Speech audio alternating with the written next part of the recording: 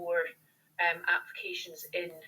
And there's certainly a time sensitivity around this because, as our colleagues will no doubt let you know, there's a certain pot of money that we need to get out there and get in use. So very much roll your sleeves up, listen to what's being said, give some really good consideration to putting an application in.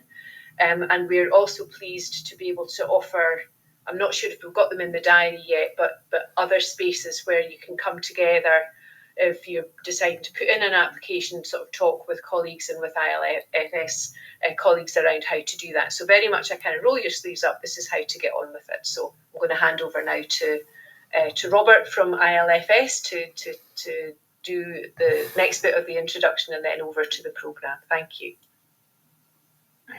Thank you very much, Jane. And a huge thanks to Social Work Scotland for arranging this seminar with the SDS practitioners group and the ILF leads group. And yeah, it is very timely. The headline is actually, it's one seal, it seals the deal. Additional money to support independent living and ensure as many independent living outcomes are achieved for people as possible. So ILF has reopened. I'm assuming that you'll have all heard of ILF. I don't intend to go through the history and the background of ILF. ILF is additional option 1 style direct payment for people who have an SDS budget.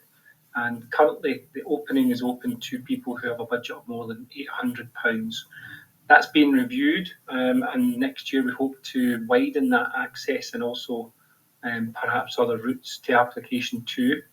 The current route, as it has been throughout ILF's history, is via social work. So every ILF award, which is currently in payment, and those getting paid just now, are built on the foundation of social work assessment and the identification of need that is additional to that which has been assessed as locally eligible. And hopefully from today, by the end of today, you'll be much clearer about what that exactly means, what kind of target groups are, and to help you go back and identify those folk and make an application. And if everybody in the room agrees to do that and get one in and get someone else to get one, we'll be in a much better place. As it stands today, I think we have 293 applications in, which is good, but the financial year ends in the end of March, and the ambition is for us to get 1,000 applications in. The Scottish Government has agreed to fund up to 1,000 applications in the first year. Next year we hope more, but that's still to be decided, dependent on budgets. So what we do know is we have an opportunity then for more than 700 still applications to come in over the next few months, and the sooner they come in the better, so that establishes that funding is secured going forward year on year. So that's a brief introduction to where we're at in the current state of play, and I don't really want to go through much more than that. Happy to pause here if there's any initial questions. I'm happy to take them, and happy to pause as we go through the agenda at each point to take questions before we get to the Q&A as well, because I think we've got a good amount of time. Thank you all for being here, and if your screen's off, I'll assume you're munching lunch, which is what I do at these lunchtime seminars. Okay, back to you, Jane. Fantastic. Back to me, Robert, and I'm just gonna pull up my screen so that I can take us through what's gonna be happening. So Robert, I'll go back to Robert and he can tell us a little bit more, because it's a good news story, and I think we need lots of good news stories right now. It's quite tough out there, and particularly tough for disabled people and their families. As we know, the latest campaigns about poverty and rights run by the Disability Alliance and others. So we know it's tough, but this is a good news story. We're going to talk a little bit about what the difference it makes having an Independent Living Fund Scotland award to people, and I know that Robert will guide us through that. I think we're going to have somebody's story around that, and then we'll look at the practical help that's available to you as colleagues, as local authorities, as people helping others to make applications. There's lots of support available, and so we can go through that. I'm going to talk a little bit about the direct payment agreement, because we've got a core component in there around the Independent Living Fund Scotland. And then, as Robert says, we've got time for discussions about what do we all need to do, and that's all of us need to do to increase the applications, and we've got time for discussions there. So I'll stop sharing my screen. I'm hoping that just kind of helps people understand what we're going to be doing today, and then I'll go back to Robert to tell us a little bit more about, as I said, that good news story. Okay, thanks, Robert.